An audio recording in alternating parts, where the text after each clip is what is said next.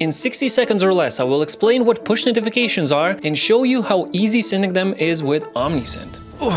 Push notifications are these little clickable messages sent by a website to a subscriber's browser.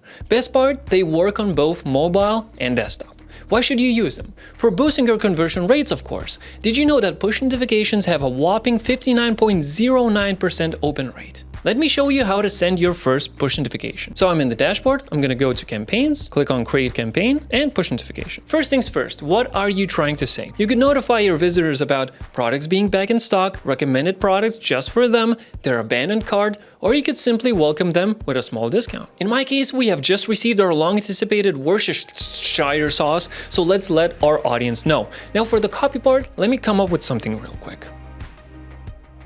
And here we have our first push notification. You can even preview it, what it will look like. Let's go to the next step. Let's select our high value customer base, high value subscribers, and let's go to the next step, review, and we can send it now. And there you go. You now possess a know-how how to charge your e-commerce game. And we should be getting that notification anytime now. There it is. Okay, I guess off to buy my Worcestershire sauce. Worcestershire.